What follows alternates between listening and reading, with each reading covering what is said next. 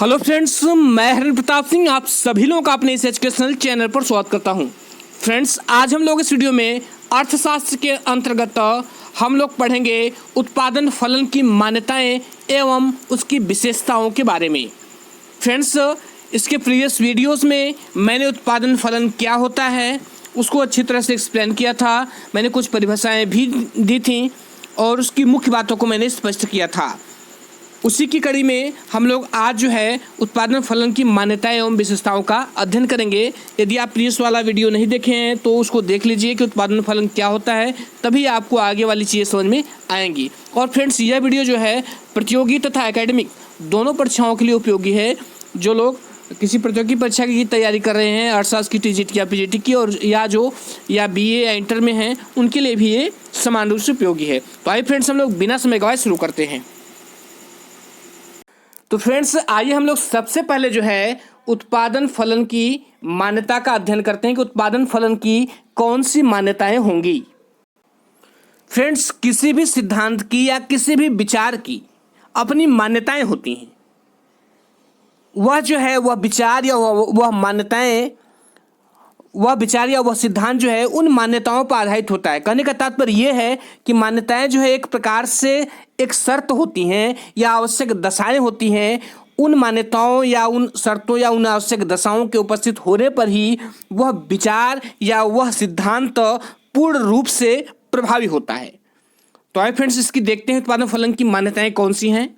तो हम एक एक पॉइंट को पढ़ेंगे, इसको इलेबोरेट करेंगे।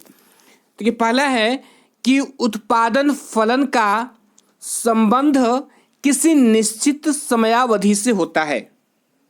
फ्रेंड्स, इसकी मान्यता है कि उत्पादन फलन का संबंध किसी निश्चित समयावधि से होता है। वह समयावधि 3 साल हो सकती है, 4 साल हो सकती है, 5 महीने हो सकती है, 6 महीने हो सकती है, 1 साल हो सकती है या 2 साल हो सकती है। तो उत्पादन फलन की पहली मान्यता है कि उत्पादन फलन का संबंध किसी निश्चित समयावधि से होता है।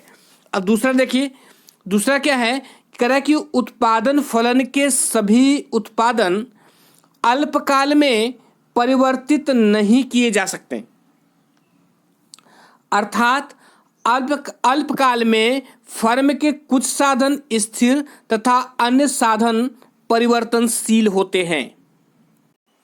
फ्रेंड्स, उत्पादन के जितने भी साधन हैं उनको सभी को अल्पकाल में परिवर्तित नहीं किया जा सकता, केवल कुछ को परिवर्तित किया जा सकता है।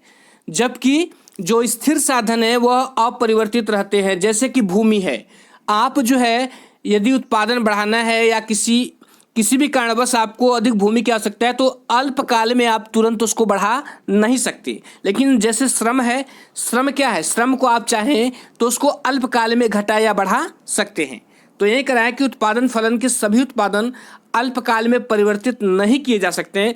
अर्थात अल्पकाल में फर्म के कुछ साधन स्थिर तथा अन्य परिवर्तनशील होते हैं। स्थिर वे साधन होते हैं जिन्हें अल्पकाल में जिनमें परिवर्तन नहीं किया जा सकता, और परिवर्तनशील वे साधन होते हैं जिन्हें अल्पकाल में परिवर्तित किया जा सकता है। जबकि दीर्घकाल में तो सभी साधन परिवर्तनशील होते हैं। थर्ड पॉइंट है कि दीर्घकाल में उत्पादन फलन के सभी उपादान, यहाँ उपादान का मतलब उत्पादन के साधन, दीर्घकाल में उत्पादन फलन के सभी उपादान परिवर्तनशील होते हैं। फ्रेंड्स, दीर्घकाल में तो सारी चीजें जो हैं, सारे साधन परिवर्तनशील, और जो स्थिर साधन है सभी परिवर्तनशील हो जाते हैं। स्थिर साधन भी दीर्घकाल में क्या होता है, परिवर्तनशील हो जाता है, जबकि अल्पकाल में अपरिवर्तनशील रहता है। इसका चौथा पॉइंट है कि तकनीकी स्तर में कोई परिवर्तन नहीं होता तथा फर्म सर्वश्रेष्ठ तकनीकी अपनाती है। इसकी ये मान्यता है कि जब उत्पादन कार्य हो रहा है और जो समयावधि दी गई है 2 महीने, 4 महीने, 6 महीने, 1 साल या 2 साल की, तो जो समयावधि दी गई है उस समयावधि में तकनीकी स्तर में कोई परिवर्तन नहीं होता, ये मानकर चला जाता है।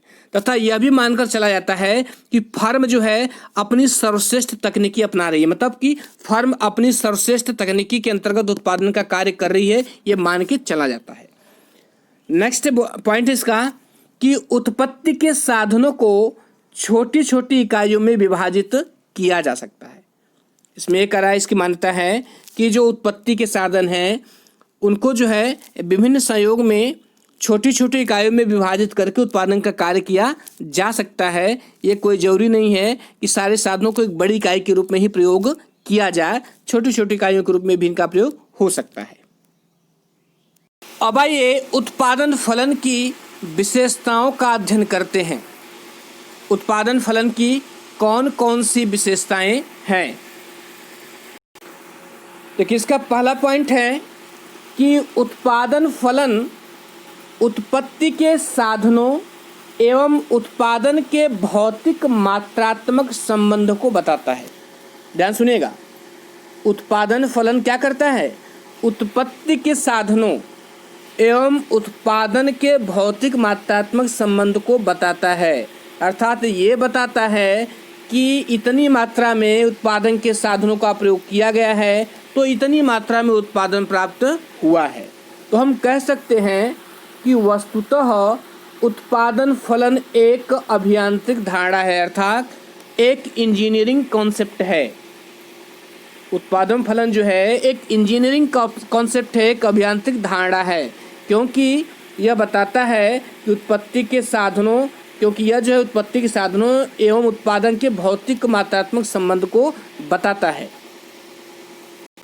यह इंजीनियरिंग का कॉन्सेप्ट इसलिए है कि अब हमें ये सोचना है कि हमें ये देखना है कि हमें कितनी मात्रा में उत्पादन के साधनों का या उत्पादन के साधनों का कौन सा संयोग हमको प्रयोग करना है जिससे हम अधिक से अधिक उत्पादन प्राप्त कर सकें।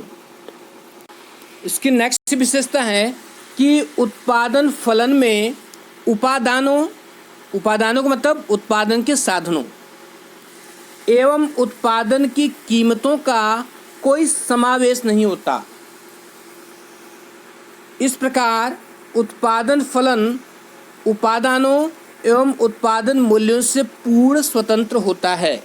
इसका कहने का मतलब ये है कि उत्पादन फलन का संबंध जो है उत्पादित वस्तु की कीमतों से नहीं होता। किससे होता है? केवल उसकी मात्रा से होता है, क्योंकि उत्पादन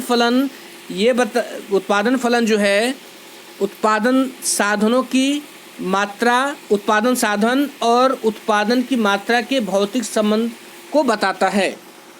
अब आपको समझ में आया होगा। सीधा सीधा ये समझिए कि उत्पादन फलन का संबंध उत्पादित वस्तु की कीमत से नहीं होता। किससे होता है? इसकी क्वांटिटी अर्थात मात्रा से होता है।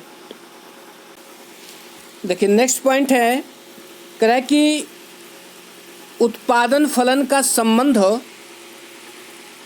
एक समयावधि से होता है। उत्पादन फलन का संबंध किससे होता है? एक समयावधि से। मैंने बताया कि यह समयावधि डिफरेंट हो सकती है, 4 महीने की हो सकती है, 6 महीने की हो सकती है, 1 साल की हो सकती है, 2 साल की होती है। तो उत्पादन फलन का संबंध किससे होता है? एक समयावधि से होता है। उसके आगे कि एक समयावधि में एक उत्पादन फलन हो सकता है। ध्यान सुनिएगा, एक समयावधि में एक उत्पादन फलन हो सकता है जो समय की अवधि परिवर्तित होने पर परिवर्तित हो सकता है। यदि 1 महीने का उत्पादन फलन है और 1 साल का उत्पादन फलन है तो दोनों अलग हो जाएंगे,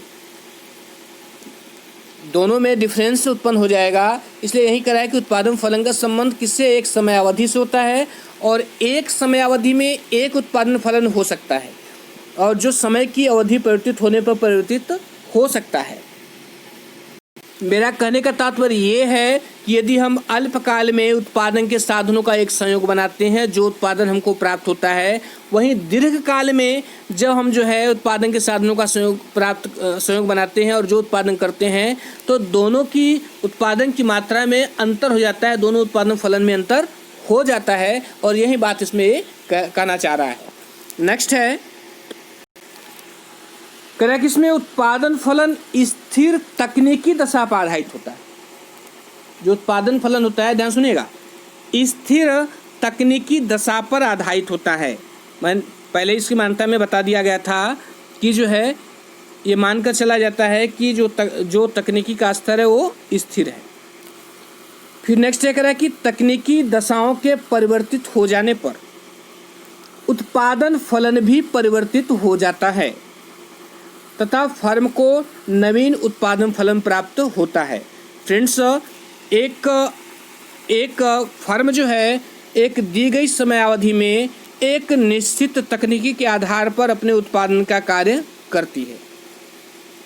लेकिन यदि इस तकनीकी दशा में या इस तकनीकी में सुधार हो जाए या कमी हो जाए, जो कुछ भी हो जाए, तो उस उत्पादन के साधनों का प्रयोग करके जो उत्पादन हो रहा है उसमें भी परिवर्तन हो जाएगा।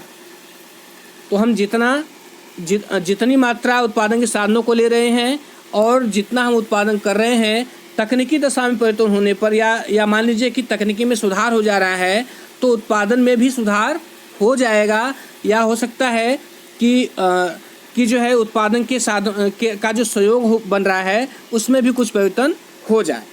तो अब आशा करता हूँ कि ये पॉइंट भी समझ में आ गया होगा।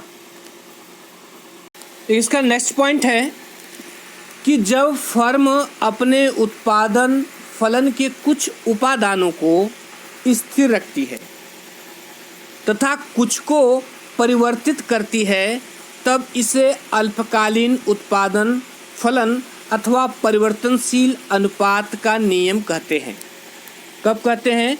जब फर्म अपने उत्पादन फलन के कुछ उपादानों को, अर्थात अपने कुछ उत्पादन के साधनों को स्थिर रखती है तथा कुछ को परिवर्तित करती है, तब इसे अल्पकालीन उत्पादन फलन अथवा परिवर्तनशील अनुपात का नियम कहते हैं।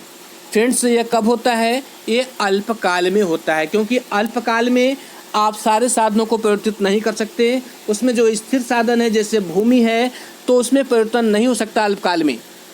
तो वही चीज़ें इसमें कर रहा है कि जब फर्म जो है अपने कुछ उत्पादन के साधनों को स्थिर रखती है तथा कुछ को परिवर्तित करती है, तब इसे अल्पकालीन उत्पादन फलन कहते हैं। इसको ऐसे भी समझिए ना कि अल्पकालीन उत्पादन फलन का मतलब क्या आता है? समय इतना अल्प होता है, इतना कम होता है कि सभी साधनों को परिवर्तित नहीं किया जा सकता। केवल जो है परिवर्तनशील साधन ही परिवर्तित होते हैं, स्थिर साधन में कोई परिवर्तन नहीं होता। अब आइए उसके नीचे देखते हैं, अगला पॉइंट है कह रहा है कि फर्म दीर्घकाल में जब सभी उपादानों को परिवर्तित कर लेती है, मतलब भूमि में भी परिवर्तन हो जाता है, मशीनों में भी परिवर्तन हो जाता है, जो उसका आकार है उद्योग का उसमें भी परिवर्तन हो जाता है। तो वही कह रहा है कि फर्म दीर्घकाल में जब सभी उपादानों को परिवर्तित कर लेती है, तब ऐसे उत्पादन फलन को दीर्घकालीन उत्पादन फलन अथवा पैमाने के प्रतिफल कहते हैं। ध्यान सुनिएगा, यहाँ पर परिवर्तनशील अनुपात का नियम किसको कहते हैं? अल्पकालीन उत्पादन फलन को। और पैमाने का प्रतिफल किसको कहते हैं? दीर्घकालीन उत्पादन फलन को। ये परीक्षा में ऑब्जेक्टिव में पूछा जाता है। अगला पॉइंट है इसका, उत्पत्ति के साधनों में स्थापन्यता का गुण होने के कारण एक ही उत्पादन फलन के लिए एक साधन के स्थान पर दूसरे साधन का कम अधिक मात्रा में प्रयोग किया जा सकता है। अर्थात उत्पादन की एक ही मात्रा उत्पत्ति साधनों के अनेक एवं भिन्न भिन्न संयोगों से प्राप्त की जा सकती है। या संक्षिप्त में ये कह सकते हैं विशेषताओं में कि उत्पादन के साधनों में स्थापन्यता का गुण पाया जाता है। ये लिख सकते हैं, उत्पादन के साधनों में स्थापन्यता का गुण पाया जाता है। स्थापना मतलब सब्स्टिट्यूशन। क्योंकि जो है उत्पादन की एक निश्चित मात्रा को जो उत्पादन के साधन हैं उनका भिन्न भिन्न संयोग में उनका प्रयोग करके इनको प्राप्त किया जा सकता है। ऐसे भी कह सकते हैं कि उत्पादन के साधनों के भिन्न भिन्न संयोग के द्वारा जो है एक निश्चित उत्पादन की मात्रा को प्राप्त किया जा सकता है। तो वही इसमें कर रहा है कि उत्पादन फलन के अंतर्गत उत्पादन के साधनों में स्थापन्यता का गुण होता है। अब आपको समझ में आ गया होगा। नेक्स्ट पॉइंट है कह रहा है कि उत्पादन फलन तकनीकी अथवा अभियांत्रिक सारांश प्रस्तुत करता है। सर, कहने का मतलब ये है कि उत्पादन फलन पर तकनीकी स्तर का प्रभाव पड़ता है। यदि तकनीकी स्तर में परिवर्तन होता है तो उत्पादन फलन में परिवर्तन होगा, अर्थात उत्पादन की मात्रा में भी परिवर्तन होगा और जो उत्पादन के साधन उनके संयोग में भी परिवर्तन होगा। तो फ्रेंड्स, ये रहा उत्पादन फलन की मान्यताएं एवं विशेषताएं। अब नेक्स्ट वीडियो में मैं अल्पकालीन उत्पादन फलन तथा दीर्घकालीन उत्पादन फलन को एक्सप्लेन करूंगा। तो फ्रेंड्स, वीडियो देखने के लिए बहुत बहुत धन्यवाद, और यदि अच्छा लगा हो तो लाइक, सब्सक्राइब और शेयर करिए फ्रेंड्स। Thank you.